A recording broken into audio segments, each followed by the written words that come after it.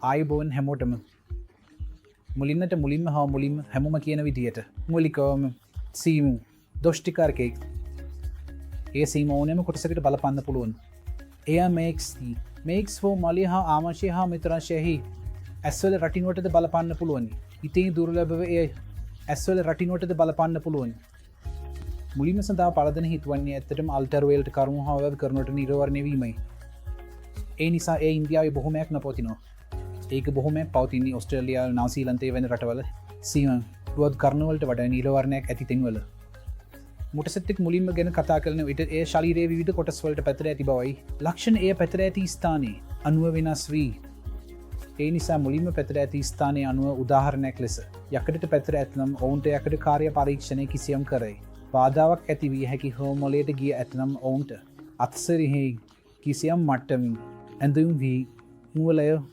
බලපෑමක් ඇති කොටස් කිසියම් මට්ටම දුර්වලතාවක් ඇති වී හැක. පළමුව මම ඔබට කියන්නම් අපි මොටස්ටසෙස් නවහා ශරීරයේ විවිධ කොටස්වලට පැතර නොගිය සමානයේ මුලින්ම කිසි පරිතකරු කරනවාද කියලා. ඒ නිසා සමානයෙන් එවැනි අවස්ථාවලදී අපි ස්ථානික පරිතකරු සොයනවා ඒ මුලින්ම පීට ඇති ස්ථානයේ අනුව ශාලය කර්මයක් ලෙස සිදු කරන අතර ශාලය කිරීමයි. සමගම අපි කිසියම් පෙරමුණයක් පරිතශක්තිකරණ පරිතකරු හා රසායනික පරිතකරු ලබා දීම සැලක බලනවා. සීම ස්ථානික පාලනය සඳහා විකිරණයේ විශාල භූමිකාවක් ඉටු කළ හැක. ඒ මොලට ගොස් ඇති අතර රෝගයට දුරුවලතාව හා අත්සර ඇති නම් අපි මොලේ ඒ විශේෂ ස්ථානවලට හා සම්පූර්ණ මොලේටම ඉහළමතර විකිරණය ලබාදීම සලක බලය හැක. නමුත් සමානයෙන් අපි මොටසෙට්ටික් මුලින්ම ගැන කතා කරන විට ජෝක්ෂ විමර්ශනයෙන් පසු වැදගත්ම පරිතකර ආකාරය වෙන්නේ වස්තවයම රසායනික පරිතශක්ති කරන පොලිතකාරයයි.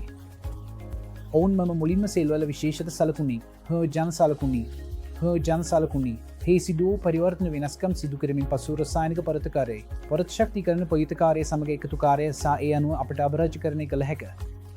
අපිට බලන්න පුළුවන් කවුරු රෝගීන්ට රසායනික පරිතකාරය සමඟ කුමන ආකාරයේ පරිතශක්ති කරන පරිතකාර සඳහා සුල්සද කියලා.